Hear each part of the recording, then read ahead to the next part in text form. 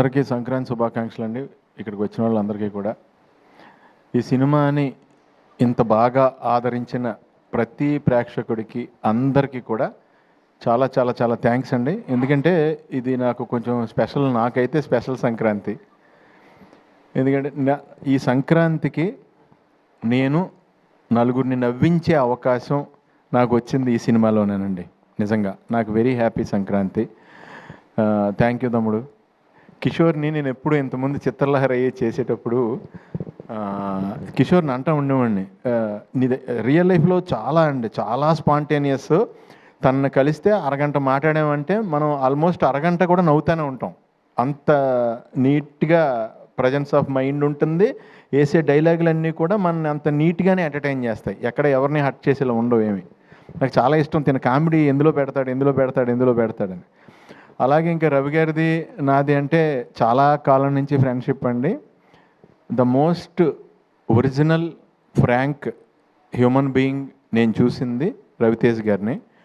రవితేజ్ గారికి ఒక విషయంలో చాలా పుణ్యం ఉంటుందండి. ఎందుకంటే అది ఆయన టైం ఆయన వేస్ట్ చేసుకోకపోవడంతో పాటు మన టైం ఆయన వేస్ట్ చేయరు.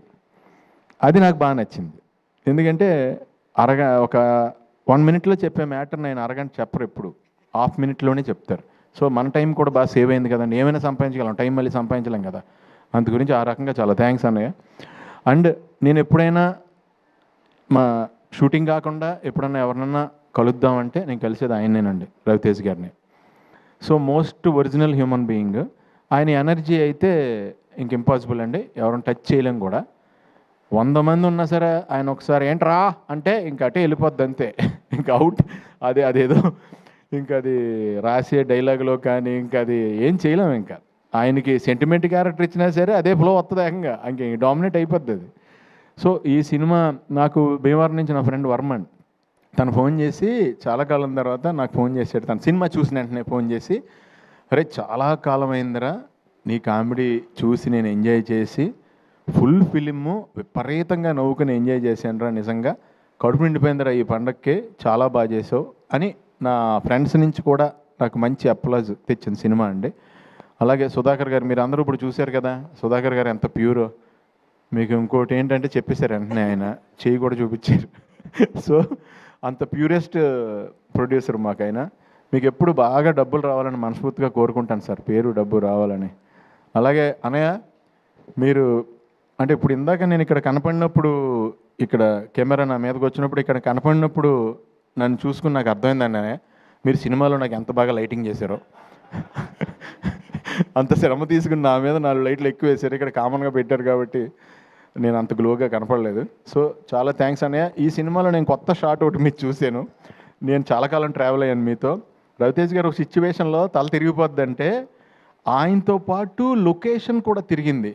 అది ఎలా చేశారు అన్నయ్య అని ఇందాకనే అడిగాను నేను. చాలా బాగుంది అన్నయ్య, షాట్ చాలా బాగుంది.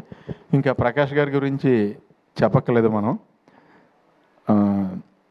ఒక పూర్ మెన్ గుడ్స్ ఏదన్నా మీరు సెట్ అయిందంటే ఆ పూర్ మెన్స్లో రిచ్గా ఉంటుంది ఆ సెట్. అంత నీట్గా ఏ రకంగా కాంప్రమైజ్ అవ్వకుండా చేస్తారు ఆయన. సో ఇలా మురళీధర్ గౌడ్ గారితో పాటు అలాగే రోహన్, అందరు కాంబినేషన్, డింపుల్ గారు అందరూ ఎక్స్ట్రాడినరీగా చేశారు ఈ సినిమాలో. నాకు ఆ సినిమా చూసినప్పుడు నిజంగా డింపుల్ గారు మిమ్మల్ని చూసి కొంచెం భయం వేసింది కూడా. అంటే ఒక టఫ్ సిచ్యువేషన్లో కోపంగా అలా చూస్తారు కదా, ఆ కళ్ళు చూసి ఎప్పుడైనా ఇంట్లో అయినా పెద్ద పెంట అయిపోద్దా, ఏమైనా గొడవ అయిపోద్దా, దొరికేసినట్టేనా అనుకున్నా. నేను విపరీతంగా ఎంజాయ్ చేసిందండి. చాలా కాలం తర్వాత నేను పట్టుపట్టి నవ్వేశాను. నా సీన్లు చూసినప్పుడు నాకేమీ అంత అది అనిపించింది. నేను చేశాను కాబట్టి నాకు అంత ఇది కాదు. వెన్నెల కిషోర్ గారి 2-3 డైలాగ్స్కి విపరీతంగా నవ్వాను. సత్య గారిది దొరికేసిన తర్వాత రియాక్షన్, కవర్ చేసే రియాక్షన్ ఒకటి ఉంటుంది, దానికి విపరీతంగా నవ్వా. మెయిన్ అండి తిన రోహన్ ఎలా కవర్ చేయాలో తెలియక దొరికేస్తున్నాడని హీరో, బాబాయ్ గర్భసంచిలో నొప్పి వచ్చేస్తున్నా బాబాయ్ అంటే, ఈయన తర్వాత నీకు గర్భసంచి ఎందుకు ఉంటుందిరా, ఓవరాక్షన్ చేస్తున్నావు ఏంట్రా, నీకు గర్భసంచి ఎలా ఉంటుందిరా అంటే దానికి విపరీతంగా నవ్వుకున్నానండి ఆ సిచ్యువేషన్ ప్రకారం. ఈ సినిమాని ఇంత బాగా ఆదరించినందుకు చాలా చాలా థ్యాంక్స్. ఈ సినిమా నాకు కూడా 10 మందిని ఇంకా బాగా నవ్వించాలి, ఇంకా ఎక్కువ నవ్వించాలి అంటానికి నన్ను కూడా ఎంకరేజ్ చేశారు. అష్క గారు కానీ, ఆవిడ క్యారెక్టర్ కూడా చాలా ఎలిగెంట్గా చేశారు ఆవిడ. అలాగే తారక్ పొన్నప్ప ఆయన కూడా ఆయన సైడ్ చాలా బాగా చేశారు. సత్య గారు ఇంకా వెన్నెల కిషోర్ గారు నేను చెప్పేది ఏమీ లేదు, ఇంకా వాళ్ళు దాంట్లో వేరే లెవెల్లో ఇది వెళ్ళారు. అండ్ మన గెటప్ సీన్ కూడా ఆయన కాంబినేషన్లో కూడా చేశాను నేను అక్కడ. అందరం కూడా ఇదండి జనరల్గానే రవి గారి షూటింగ్ అంటే ఇప్పుడు ఆయనతో మనం మాట్లాడుతుంటే ఎలా ఉంటుందో, షూటింగ్ చేసినప్పుడు కూడా పెద్ద ఏదో బీభత్సమైన షూటింగ్ జరుగుతుంది ఇక్కడ అన్నట్టు ఉండదు, పండగలానే ఉంటుంది. సో నాకు హ్యాపీ ఏంటంటే ఈయన రేస్ కారు అంత ఎనర్జీ, ఆ కార్ని రేస్ గ్రౌండ్లోకి తీసుకెళ్ళాలి. దాన్ని కూరగాయలు కొనుక్కోవడానికి లేదంటే వేరే చోటకి ఆ రేస్ కార్ని వాడపోవడం బెటరు.